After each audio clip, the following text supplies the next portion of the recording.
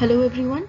Today I'll be introducing the concept of negotiable instruments, and further we are going to be discussing different concepts of negotiable instruments in the further lectures that I'll be uploading on this particular series. So, as we all know that money has been facilitating economic exchanges in the current world. We know that when we go to the market for shopping, we keep a certain quantity of money which enables us to obtain the required goods and services from the market.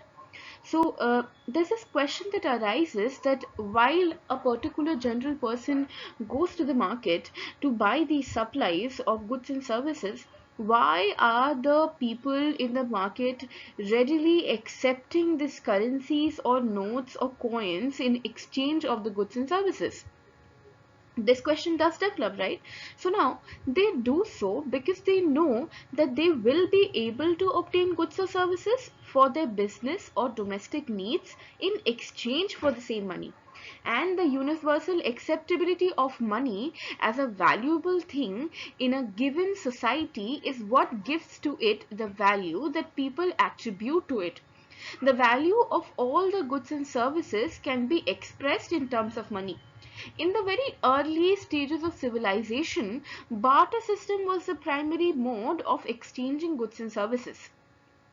Before the use of paper currency even began, during the very medieval centuries, metallic coins were issued by the kings, which served the role of currency in many societies at that point of time. During those pre-paper currency times, the trading communities too had developed the usage of their private paper instruments to facilitate trade. In this situation, जब ये particular pre-paper currency times थे, at that point of time, India started the usage of indigenous instruments such as hundis, right? And these usage of hundis date back to very ancient ages. It dates back to ancient times.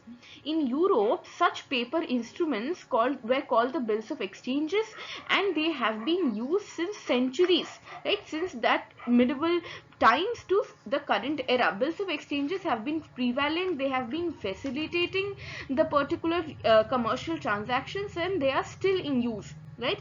Hundi or hundis was also called hundu, and that was used in medieval India for the use in trade, and they were also used in credit transactions. It was a form of remittance instrument to transfer money from place to place as a form of credit instrument and as a form of bill of exchange in trade transactions. So hundi jo tha, it could be used as a promissory note, it could be used as a bill of exchange. It had different formulations that it had adopted in itself, right? Supposedly, if there is a person A who draws a hundi on person B, asking B to pay an amount to C, then in that scenario, B here is of some credit worthiness, right? And after reasonable enquiries, presents it to the drawee for acceptance of payment, right? This is called a sahyog hundi. There were different types of hundis that were present at that point of time. There was darshani hundi. Darshani hundi is another kind of a demand bill, जैसे कि अभी के time में when we talk about demand bills and time bills, darshani hundi was the time bill, was the demand bill that is payable on site, right? So darshani hundi is a hundi that is payable on site. It must be presented for payment within a reasonable time after it's received by the holder. So these were the instruments which facilitated trade and credit transactions. This could also be called as remittance instruments, right? Now, when we talk about all of these aspects, we saw how hundi became the very initial kind of negotiable instrument in the ancient times. In the modern times, we saw the emergence of paper currencies, right? This facilitated the expansion of commerce and trade in distant places. But this paper currency alone could not keep the wheels of business going on in full stream. The non-money paper instrument whose use had started among traders even before the advent of paper currency came up for wider use during modern times.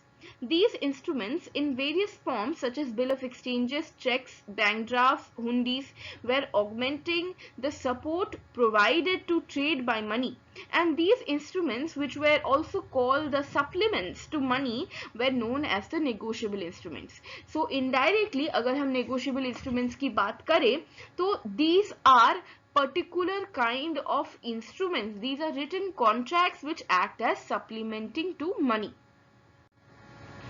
The law governing the negotiable instruments, the creation and the use of negotiable instruments, is contained in the Negotiable Instrument Act 1881. These are basically the written contracts whose benefit could be passed on from its original holder to a new holder.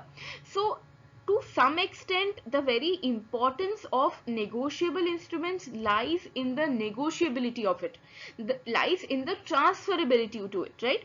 So that it could be transferred from one person to another merely by delivery, and it could increase the trade capacity, right? It could facilitate trade, it could increase the facilitation, it could increase the acceptability of a particular instrument, right? So these are the documents which promise payment to an assignee or to a specified person, right? So these are the documents which promise payment. These are transferable instruments. The final holder takes all the funds and can use them as per his requirements. Negotiable instruments have been defined under section 13. As you can see that a negotiable instrument means a promissory note, bill of exchange, or a check either payable to order or to bearer. One thing that you can see very particularly mentioned in the act per se is that they only cover a promissory note, a bill of exchange and a check, and all other different kind of negotiable instruments that do circulate in the market, right? They are not really included in the act per se. For example, commercial bills or bill of lading for that matter. So bill of lading is also a document that is used to facilitate trade, but that is not included within the purview of Negotiable Instrument Act.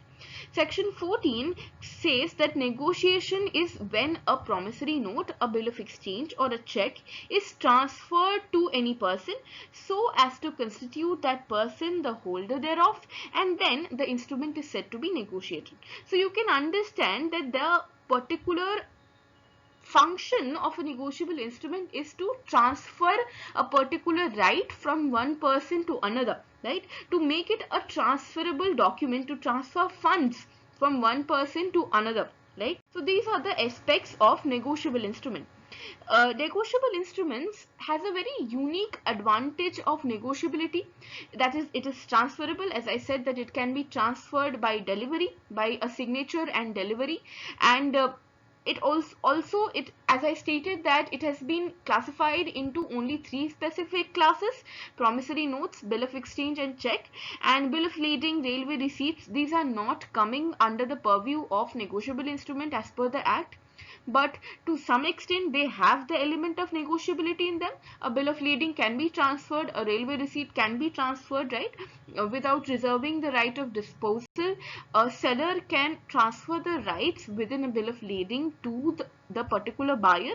So these are negotiable in nature, but they are not included within the purview of the act per se. Thank you so much for listening to this particular lecture on introduction of negotiable instruments, and this is the first video in the series. In the next particular video I'll be talking about promissory notes, and that is it. Thank you so much.